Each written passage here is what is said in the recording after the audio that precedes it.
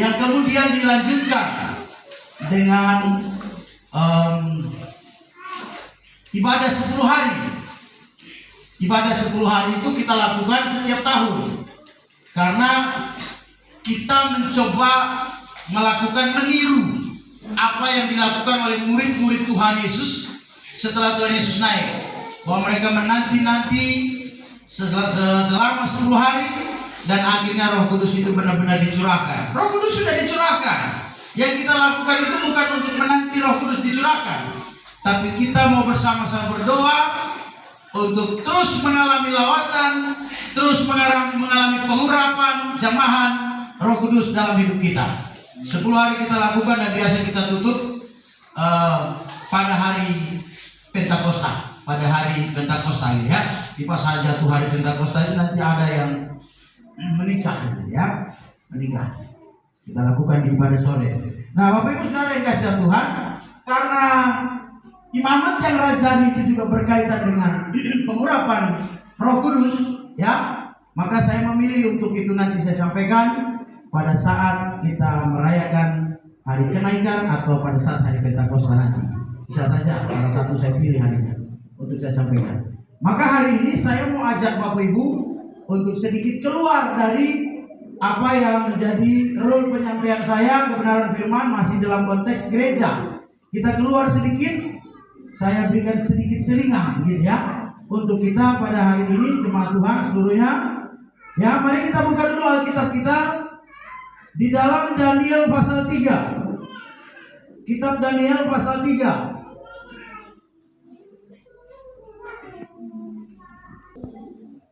Masih ada yang cari? Daniel pasal 3. Sudah? Baik. Cukup panjang ayatnya, mulai dari ayat 1 sampai ayat 30. Tapi saya tidak ajak kita baca semua ayat. Sedikit gambaran, saya mau kasih tahu begini. Ini cerita tentang Sadrak, Mesak, Abednego. 3 orang pemuda Yahudi, 3 orang pemuda Yahuda, gitu ya, yang bersama-sama dengan jutaan orang Israel, orang Yahuda, sedang berada dalam pembuangan di Babel. Karena kerajaan Yehuda yang terdiri dari 2 suku, yaitu Yehuda dan Benyamin, ditambah sedikit orang Lewi yang menjadi imam di rumah Allah pada waktu itu, dikalahkan oleh Nebukadnezar, raja dari Babel, yang kemudian mengangkut mereka sebagai tawanan, dan mereka dibawa ke Babel, tidak dibuang ke tempat lain, tapi mereka dibawa ke Babel.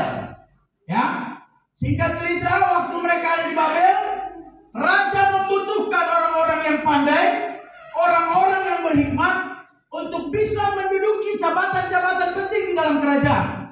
Raja menguji banyak orang, termasuk orang-orang Yahuda ini, dan akhirnya 3 orang ini, termasuk juga salah satunya Daniel, penulis kitab ini, terpilih sebagai orang-orang muda yang paling tinggi hikmatnya. Setelah mereka memilih untuk tidak menajiskan diri dengan makanan raja, makanan yang ada di atas meja, mereka hanya makan sayur-sayuran rebus, dan Alkitab bilang mereka didapati lebih pandai, lebih pintar dari orang-orang yang setiap hari makan ayam goreng di atas meja raja. Mereka lebih hebat, mereka lebih pintar, dan mereka akhirnya dipilih. Mereka ditempatkan sebagai pejabat-pejabat negara. Tuh, singkatnya nih, mereka ditempatkan sebagai pejabat-pejabat negara. Nah, tapi karena mereka ini orang-orang buangan, orang-orang Yahuda yang dibuang sedang menjadi tawanan, maka jabatan yang tinggi itu telah membuat banyak orang yang iri hati. Banyak orang yang mungkin asli, penduduk asli, pribumi, orang Babel, ya, yang kemudian iri hati. Lalu mereka mencoba mencari jalan untuk menjatuhkan orang-orang ini. Pasal 3 ini mulai dari ayat pertama, raja mendirikan sebuah patung.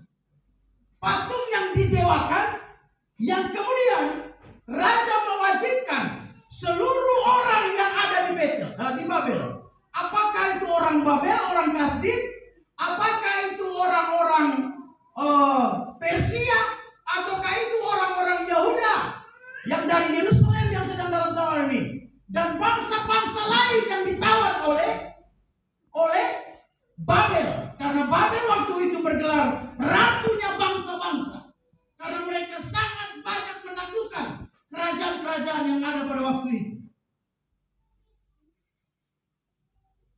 Raja mewajibkan orang-orang tawanan ini, para tawanan ini, untuk menyembah, sujud dan menyembah patung yang raja buat, manakala bunyi-bunyian daripada alat-alat musik, trompet dan sebagainya didengungkan, dibunyikan, semua wajib tunduk dan menghormati, sujud menyembah patung yang dewa buat. Lalu ketika patung itu selesai dibangun, ditempatkan di suatu tempat yang luar biasa tingginya, kemudian seluruh masyarakat, seluruh warga, seluruh orang, semua orang yang ada di Babel pada waktu itu berkumpul untuk menyembah patung itu. Artinya begini, saudara, baik orang Babel, orang Persia, orang apapun di situ yang ada di sana, ya, semua orang-orang termasuk seluruh orang Israel ada di sana. Ya, sekali lagi, rekanan saya ada di situ. Termasuk seluruh orang Israel. Sekali lagi, kalau saya bilang orang Israel, artinya termasuk seluruh anak-anak Tuhan ada di situ. Paham maksud saya? Amin. Termasuk semua anak-anak Tuhan ada di situ. Lalu ketika alat-alat musik itu dipukul, ditiup, dibunyikan, semua orang yang ada di situ sujud, tunduk, sujud menyembah patung yang ada di situ. Termasuk anak-anak Tuhan, termasuk orang Israel, orang Yahuda. So, kalau saya jelaskan orang Yahuda itu orang yang paling menempatkan dirinya paling suci dari semua yang ada di dunia ini, termasuk 10 suku yang lain. Mereka anggap najis itu orang Israel yang tinggal di Samaria. Kerajaan Israel ini peristiwa Babel ini, Raja Nebukadnezar mengalahkan Yerusalem, merebut Yerusalem itu kejadiannya sekitar tahun 586 sebelum Masehi. Artinya bahwa pada waktu itu kerajaan Israel sudah terpecah, karena di tahun itu yang memimpin bangsa Israel adalah Raja Yoyakim, anak-anaknya Salomo. Jadi bangsa Israel sudah terpecah dua. Yang 10 suku pada saat yang sama sedang dalam tawanan. Bangsa Syria, mereka sedang ditawan di bangsa Syria, oleh bangsa Syria. Nah, model tawanan yang dilakukan, model ya tawanan ya, yang dilakukan oleh bangsa Syria itu beda dengan orang Babel. Kalau orang Babel mereka kumpulkan satu tempat, mereka bawa ke sana ke Babel. Kalau Syria tidak. Syria itu mereka taklukkan di bangsa ini. Misalnya mereka taklukkan bangsa Indonesia, ya, tidak semua orang Indonesia dibawa ke sana.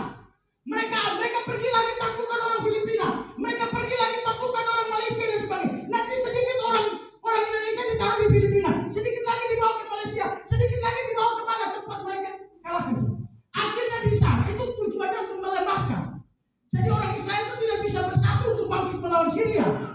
Itu tujuannya. Tapi tujuan yang berikut adalah supaya terjadi juga kawin campur dan sebagainya.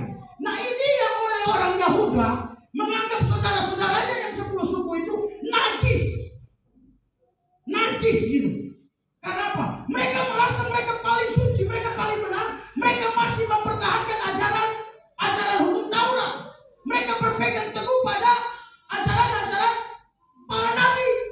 Nah, kalau saudara datang ke Samaria, ke orang Israel yang 10 suku, mereka hanya percaya hukum Taurat. Mereka tidak percaya itu tulisan Yesaya, tulisan siapa lagi, Nehemia dan sebagainya. Karena orang-orang itu, penulis-penulis itu adalah orang Yahuda. Jadi itu hubungan yang sudah hancur berantakan begitu, saudara. Nah, orang Yahudi ini merasa mereka paling bagus. Mereka yang ada di tanah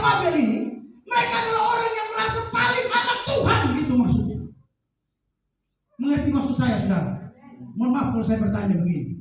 Saya tahu sudah kita pintar, tapi saya takut sudah ditangkap maksud saya. Omong supaya saya jelaskan lebih. Mungkin Bapak terlalu cepat, saya perlambat lagi. Gitu. Tapi jangan suruh saya bicara bahasa Timur. Nanti orang Batak yang ngerti. Ya. Nih, dengar saudara. Orang Yahudi dan orang Benyamin itu adalah orang-orang yang merasa dirinya paling anak Tuhan gitu. So paling rohani dalam gereja kalau hari ini. So paling hebat, paling takut Tuhan di dalam gereja. Itu modelnya seperti itu. Tapi apa yang terjadi saudara? Sudah tahu hukuman buat orang yang tidak boleh tunduk. Orang yang tidak mau tunduk dan menyembah patung itu adalah dibuang ke dalam perapian yang menyala-nyala.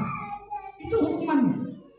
Anak-anak Tuhan yang sedang diperhadapkan dengan hukuman perapian yang menyala-nyala ini. Akhirnya ketika bunyi-bunyian itu dibunyikan, saudara. Alat-alat musik itu dibunyikan. Mereka melihat api yang menyala-nyala. Dan akhirnya semua mereka tunduk dan menyembah. Semua mereka tunduk dan menyembah patung dewa yang dibuat oleh Nebukadnezar. Kenapa? Anak Tuhan juga takut mati. Jangan bilang amin.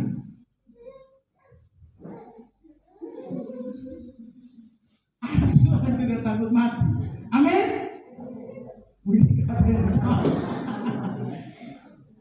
Saya takut mati, saudara. Kalau matinya dibuat dalam perapian yang menyala-nyala gitu. Sudah lihat api yang menyala-nyala lebih dulu, pasti saya takut, betul nggak? Pasti takut. Jangan sombong. Jangan jadi seperti orang Yehuda. Betul nggak, saudara?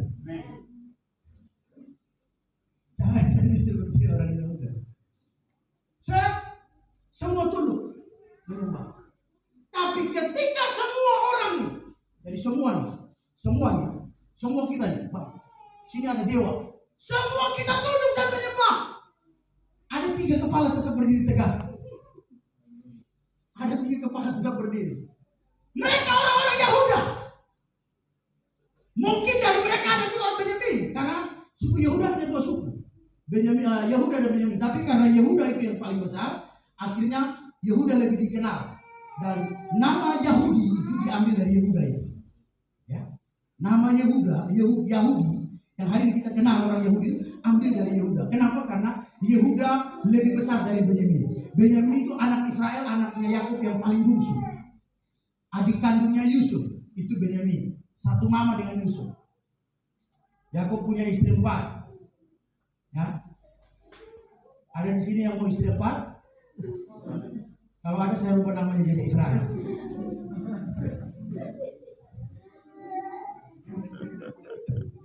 Ya, jadi karena Yehuda paling besar, akhirnya Yehuda lebih dikenal. Ya, maka saya nama Yahudi itu ambil dari nama Yehuda itu. Nah, saudara yang kasih tahu Tuhan, saya perhatikan. Waktu semua orang, semua anak-anak Tuhan, dan yang bukan anak Tuhan, kalau bukan anak Tuhan, ngapain saya konsentrasi ke sana? Ya, hal wajar saja kalau dia tunduk dan menyembah. Amin. Tapi saya perhatikan, semua anak Tuhan, bahkan yang pukul data sebagai yang paling anak Tuhan, semuanya tunduk begitu. Sebab apa? Kenapa? Ada tunduk tapi mata lari ke sebelah, api menyala-nyala di sana. Gitu ya. Jadi takut api, akhirnya tunduk. Waktu semua tunduk, ternyata ada 3 kepala berdiri tegak. Namanya siapa?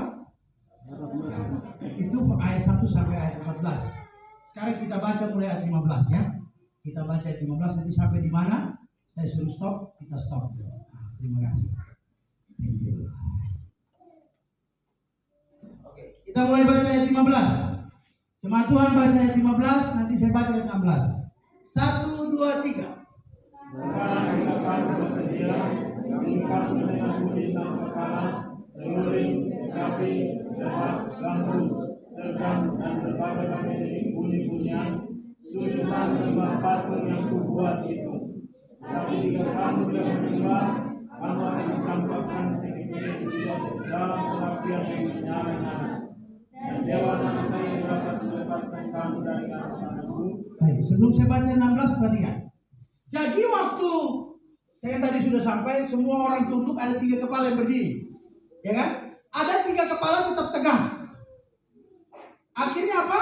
Orang-orang yang tadi saya bilang mulai merancang-rancang kejahatan terhadap orang Yahuda ini, para pejabat negara yang muda-muda ini, mereka datang kepada raja. Lalu mereka membujuk raja. Mereka beritahu bahwa ada, semua tunduk, ada 3 orang yang tidak kepala batu. Mereka orang mana? Orang Timur? Bukan. Mereka orang Yahuda.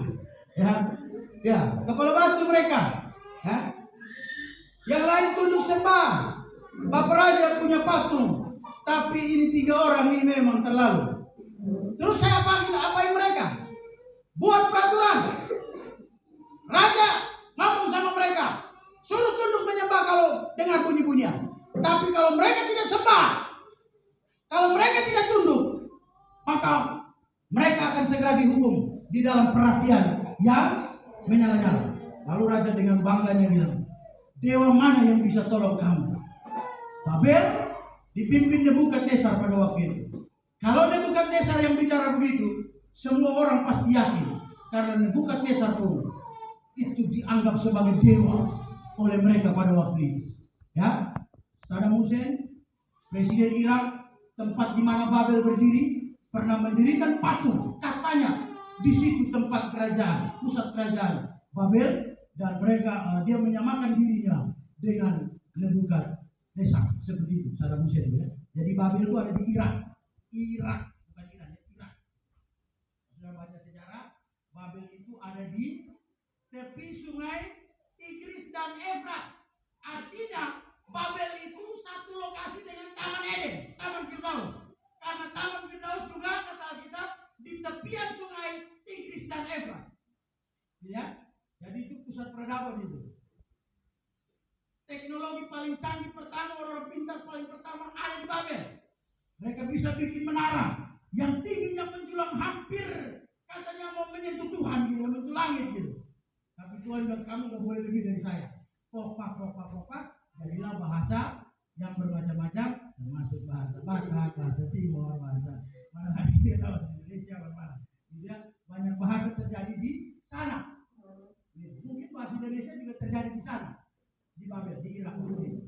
Karena sejarahnya Tuhan mengacaukan manusia yang pintar-pintar pada waktu itu dengan niat-niatnya itu, mengacaukan dengan apa? Membuat bahasa mereka menjadi berbeda-beda. Akhirnya ada bahasa Madura. Dan kita tahu bahasa Madura? Tahu nggak? Ya, pikir begitu. Nah, lalu saudara, saya baca ayat 16. Setelah Sadrak Mesak dengar, perhatikan ya. Setelah Sadrak Mesak dengar ancaman raja, ancaman Nebukadnezar. Ini tak main-main. Nebukadnezar yang ancam. Ya, raja paling hebat yang diberi gelar ratunya bangsa-bangsa, menaklukkan banyak bangsa. Ini yang ancam mereka bertiga. Dewa mana yang mau tolong kamu? Kalau kamu sudah saya buang dalam perapian yang menyala-nyala. Sadrak Mesak Abednego, 3 pemuda yang bicara begitu. Lalu Sadrak Mesak Abednego menjawab Raja Nebukadnezar, tidak ada gunanya kami memberi jawab kepada Tuanku dalam hal ini. Jemaat, ayat 17. 1, 2, 3. Jika Allah kami puja dan melepaskan kami, maka ia akan melepaskan kami dari dan marilah kami menjabat. Perhatikan tuh kalimat-kalimat saudara ya. Saya punya konsentrasi khotbah di sini. Lalu saya lanjut ayat 18 bilang begini. Tetapi seandainya tidak. Jadi ayat 17 ke Tuhan saya, Tuhan kami terlalu sanggup untuk menolong kami, biar raja tahu. Terlalu sanggup untuk menolong kami. Tapi ayat 18 dulu. Ayat 18 dulu. Tetapi seandainya dia tidak tolong kami, seandainya tidak, hendaklah Tuanku ketahui, ya raja, bahwa kami tidak akan memuja dewa Tuanku dan tidak akan menyembah patung emas yang Tuanku dirikan itu. Perhatikan itu kata-kata anak-anak muda. Dengar itu saya bilang, ya. Sebelum kita lanjut baca Alkitab, saya mau bilang begini, satu statement saya bangun untuk saudara. Saya mau kasih tahu saudara begini. Iman yang besar, kata Yesus, jika kamu punya iman sebesar biji sesawi, biji sesawi itu biji yang kecil sekali. Dulu pulang dari Israel saya kasih tunjuk semua. Kecil sekali. Kalau dia sudah tanam, tumbuh jadi pohon yang besar, burung-burung segala macam binatang udara bisa datang menghinggapi, cari makan di situ. Nah, saya bikin statement begini. Iman, maaf. Tuhan Yesus bilang, kalau kamu punya iman sebesar biji sesawi, kamu bisa mengatakan gunung itu pindah dan gunung itu akan pindah. Itu Tuhan Yesus yang bilang, ya. Nah, saya mengamini itu dengan statement saya, Pak. Dengan statement saya. Saya bilang begini. Iman yang besar, percaya gunung bisa dipindahkan. Tapi iman yang benar, tetap percaya sekalipun gunung tidak pindah. Tepuk tangan buat Tuhan. Ini yang mungkin tidak ada dalam gereja hari ini, saudara. Hampir saja bisa temukan dalam gereja hari ini. Saya selalu tiap hari berdoa, Tuhan kuatkan. Tuhan kuatkan. Kenapa, saudara? Sekali lagi. Mencari orang yang setia saja itu susah. Karena kesetiaan dan ketaatan bisa terpengaruh oleh suasana. Dengar baik-baik. Sekali lagi. Iman yang besar. Karena Yesus yang bilang, saya mau bilang. Iman yang besar, walaupun hanya sebesar biji sesawi, kurangnya Yesus. Iman yang besar sanggup pindahkan gunung. Tetapi iman yang benar, maksudnya iman yang besar percaya gunung itu bisa dipindahkan. Tapi iman yang benar tetap percaya sekalipun gunung tidak pindah. Maksudnya apa? Saya pernah berdoa dan Tuhan menjawab. Amin.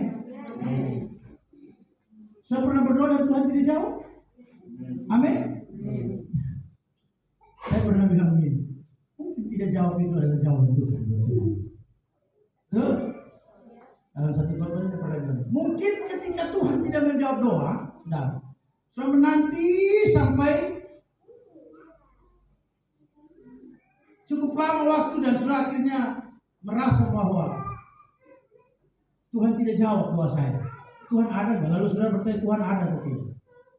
Saya harap statement ini menghibur saudara. Ya. Percaya bahwa Tuhan pasti menjawab itu doa yang iman yang besar. Tapi iman yang benar tetap percaya sekalipun Tuhan tidak menjawab doa saudara. Amin. Iman yang besar membuat saudara setia kepada Tuhan. Tetap setia dan taat apapun yang terjadi. Ya. Maaf. Tetapi tetap setia walau apapun yang terjadi. Itu adalah iman yang benar. Nah, sekarang kita masuk kepada firman Tuhan. Tadi sedikit saya sudah kasih gambaran tentang orang Israel. Jadi saudara pada waktu itu kembali lagi, ada begitu banyak orang Israel. Saya beri tema khotbah saya hari ini adalah Allah butuh kuantitas, tapi Allah lebih butuh kualitas. Ya, Allah butuh kualitas, tapi Allah lebih butuh. Allah butuh kuantitas. Kuantitas itu bicara jumlah. Dia bilang pergi jadikan semua bangsa murid, itu artinya dia butuh banyak orang. Amin. Dia mau banyak orang menjadi anak Tuhan. Saya memimpin gembala di gereja ini. Kira-kira kalau saya berpandangan sesuai dengan, kalau saya katakan bahwa tema ini adalah pandangan Tuhan dan saya berpandangan seperti Tuhan, saya akan bilang, saya mau banyak orang duduk memenuhi gereja ini. Amin. Tuhan akan bilang, Tuhan berdiri sini, dia akan bilang, saya mau banyak orang memenuhi gereja ini untuk beribadah menyembah saya, kata Tuhan. Tapi Tuhan lebih suka, Tuhan lebih mau, bukan orang yang baik, tapi Tuhan lebih mau orang yang punya iman yang berkualitas. Iman yang berkualitas itu yang mana? Statement saya tadi. Tetap percaya sekalipun mujizat tidak terjadi. Itu iman yang berkualitas. Perhatikan kata-kata anak-anak muda ini tadi. Oh raja, dengar. Saya katakan mereka mau tantang raja. Saya tidak takut dengan itu api. Tidak takut. Saya kenakan mereka mau kirim pesan. Dalam pernyataan mereka itu ada message-nya seperti itu. Ada pesan seperti itu yang mungkin ditangkap oleh raja. Mereka mau kasih tahu raja, saya tidak takut dengan api yang berkuat. Dengar, Tuhan saya itu Allah yang hebat. Tuhan saya itu Allah yang luar biasa, Allah yang ajaib. Bukankah sering kita Amin. Worship leader sering bicara begitu, kita semua pasti sering bicara begitu. Tuhan kita adalah Allah yang luar biasa, Allah yang hebat, Allah yang dahsyat. Ya, Allah yang dahsyat. Allah kami Allah yang dahsyat. Kau harus tahu bahwa Dia sanggup untuk menolong kami, dan Dia pasti menolong kami. Tapi saya mau kasih tahu, kami mau kasih tahu Raja, dengar baik-baik. Sekalipun Tuhan yang kami sembah itu tidak menolong kami hari ini, tidak lepaskan kami dari perapian yang menyala-nyala itu, dengar, kami sama sekali tidak akan tunduk menyembah patung yang Tuhan buat. Itu keputusan, itu kata kalimat yang menunjukkan betapa berkualitasnya iman ketiga anak muda ini, dan itu yang menyenangkan hati Tuhan. Ya, itu yang menyenangkan hati Tuhan.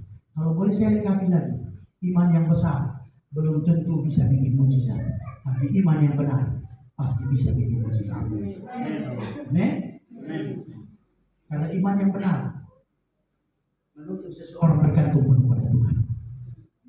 Dia tahu bahwa Tuhan yang menolong, makanya dia bilang, ini bukan sebuah keraguan, justru ini kualitas. Dia bilang, Tuhan pasti bisa menolong. Tapi dengar, sekalipun dia tidak tolong, saya tak percaya dia. Bukan patung. Ya, kita perhatikan apa yang terjadi. Ayat 19, saya perhatikan, saya baca ya. Saya perhatikan ya. Maka meluap, jadi dengar nih anak muda ngomong begini, raja itu langsung mengalami hal ini. Maka meluaplah kegeraman Nebukadnezar, air mukanya berubah terhadap Sadrak, Mesak, Abednego. Lalu diperintahkannya supaya apa? Perapian itu dibuat apa? 7 kali lebih panas dari yang tadi. Ya, mungkin api menyala. Buat kita panggang daging babi di situ saja kita nggak akan berani menyentuh selesai kaki melepuh kebakar. Ini perapian dipanasin 7 kali saking marahnya Nebukadnezar. Lu menghina banget ya. Kurang ajar, saya ini raja paling besar di sini. Mati lu. Ayo panasin tuh api. Lebih panas lagi. Alkitab bilang 7 kali lebih panas. Berarti panas banget. Panas sekali. Ya. Nah sekarang kita lihat lagi. 20. Kepada beberapa orang yang sangat kuat dari tentaranya dititahkannya untuk apa? Mengikat Sadrak, Mesak, Abednego dan mencampakkan mereka ke dalam perapian yang menyala-nyala. Jadi Sadrak, Mesak, Abednego akibat bilang begitu, bilang tadi, sekalipun kami tidak ditolong Tuhan, kami tidak akan menyembah patung yang Tuhan buat. Ya, akhirnya Raja marah, suruh orang-orang Algojo, orang-orang raksasa besar pada waktu itu, tentara-tentara, ikat nih 3 orang, kemudian dibuang di dalam perapian yang menyala-nyala. Lalu diikat lagi 3 orang itu dengan jubah, celana, topi, pakaian-pakaian mereka yang lain. Lalu dia dicampakkan ke dalam perapian yang menyala-nyala. Lengkap, utuh-utuh dengan baju, celana, topi yang mereka pakai semua itu. Ini sudah lupa. Mereka ada pakai semua itu, ya. Diikat, lengkap, utuh, buang ke dalam apa? Perapian yang menyala-nyala. Karena kita raja itu keras, dipanaskannya perapian itu dengan luar biasa, sehingga nyala api itu, perhatikan kalimat-kalimat ini, sehingga nyala api itu membakar mati. Perhatikan, membakar mati, saking panasnya, membakar mati orang-orang yang mengangkat Sadrak, Mesak, Abednego. Jadi orang-orang yang tadi raja suruh bakar, suruh ikat Sadrak, Mesak, Abednego ini, saking panasnya api, mereka angkat ini Sadrak, Mesak, Abednego, mau lempar ke dalam api. Belum lempar ke dalam api, mereka udah mati duluan, terbakar karena panasnya api. Berarti itu api sangat panas ya. Sangat panas, amin. Terlalu panas ya. Lalu lanjut. Tetapi ketiga orang itu, yakni Sadrak, Mesak, Abednego, jatuh ke dalam perapian yang menyala-nyala dengan terikat. Orang yang tadi lempar belum kena api sudah mati. Sadrak, Mesak, Abednego sekarang posisinya sudah di dalam api yang panasnya sudah 7 kali lipat yang tadi bikin orang mati itu. Orang yang gak kena api saja mati terbakar, apalagi orang yang di dalam api itu. Coba saudara bayangkan, jadi apa? Jadi apa? Abu itu kali itu ya. Mungkinkah itu ya pembakaran jenazah di rumah Allah? Barangkali seperti itu lah ya. Panas, ada yang katanya sekali malam itu cas bunyi gitu udah jadi debu. Panas, saking panas. Ayat 24 sudah perhatikan. Tuhan mulai menunjukkan siapa saya, gitu kan? Lihat nih. Sadar Mesak Abednego sudah terbuang sudah dalam api dalam keadaan terikat. Kemudian terkejutlah Raja Nebukadnezar, lalu bangun dengan segera. Berkatalah ia kepada para menterinya, bukankah 3 orang yang telah kita campakkan dengan terikat ke dalam api itu? Jawab mereka kepada raja, benar ya raja, betul ada 3 orang, namanya Sadrak, Mesak, Abednego. Katanya, tetapi ada 4 orang kulihat berjalan-jalan dengan bebas di dalam api itu. Mereka tidak terluka, dan yang keempat rupanya seperti anak dewa. Saudara percaya itu siapa? Ya? Siapa itu? Saya ingat Daud bilang dalam lembah bayang-bayang maut Tuhan ada di sana. Ya? Ini hari yang saya baca mengerikan lagi. Di dalam perapian yang menyala-nyala yang begitu hebat 7 kali lipat panasnya, yang katanya orang belum nyentuh pun mati terbakar, Tuhan ada di dalam sana. Amin. Kalau masalah persoalan kita terlalu berat seperti apapun, percaya Tuhan ada di sana. Dia Allah yang turut bekerja dalam segala perkara untuk mendatangkan kebaikan bagi orang-orang yang mengasihi Dia. Kalau saudara percaya, saudara mengasihi Dia, firman Tuhan menjamin Dia turut bekerja dalam segala sesuatu. Dalam segala sesuatu itu artinya dalam susahmu, dalam senangmu, Tuhan ada di sana. Amin. Dalam kondisi apapun, Tuhan tidak pernah meninggalkan saudara dan saya sebagai orang-orang yang percaya. Asalkan mujizat Tuhan bukan hanya karena punya iman yang besar, tetapi iman mereka benar. Iman yang benar itu terpampang jelas di dalam untayan kata-kata mereka. Sekalipun Tuhan tidak tolong, saya tetap percaya pada Tuhan. Pernahkah kita bicara begitu kepada Tuhan? Ataukah ketika punya masalah persoalan berat kita gagal menyelesaikan persoalan lalu kita bilang Tuhan tidak ada? Mana Tuhan kok Tuhan gak tolong saya?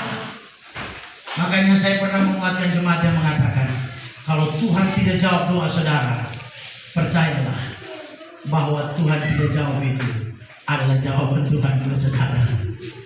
Dia tidak jawab itu adalah jawaban itu. Karena itu kalau dia tidak jawab, maaf ya, kalau Tuhan tidak jawab itu menjadi jawaban Tuhan buat saudara.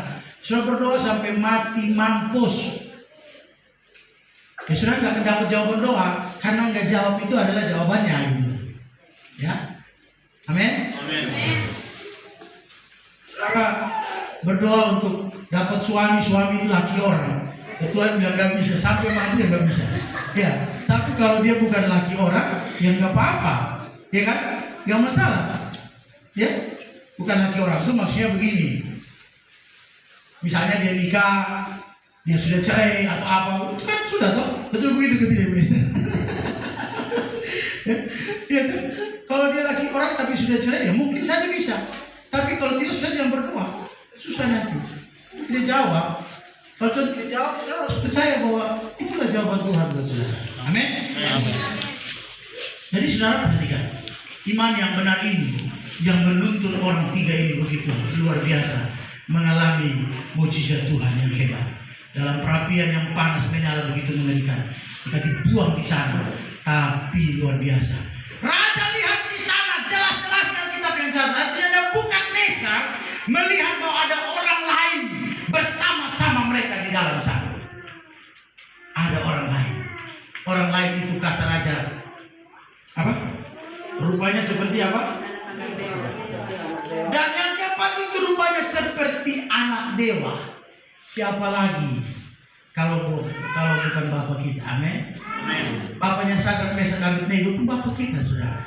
Jadi sembah Allah yang disembah Abraham nenek moyangnya, Ishak dan Yakub nenek moyangnya. Kita hari ini juga menyembah Allah yang sama. Amin. Yang suruh kita panggil dia Bapak, Jadi Bapak kita ini Bapak yang paling hebat, Bapak yang paling baik. Ya, Bapak yang paling baik. Makanya saya bilang waktu saya khotbah tentang orang percaya itu adalah anak, diangkat sebagai anak Allah, disebut sebagai anak Allah. Saya mengawali dengan mengatakan tidak ada hubungan yang lebih paling dekat di muka bumi ini selain hubungan Bapak dan anak. Bukan hubungan mama dan anak. Sekalipun mama yang melahirkan anak, tetapi hubungan yang paling dekat itu adalah hubungan Bapak dan anak. Kok bisa begitu? Ya, mama boleh hamil 9 bulan, pikul setengah mati, melahirkan tuh mati baru hidup, tapi itu anak nanti meneruskan generasi bapaknya bukan mamanya. Betul apa betul?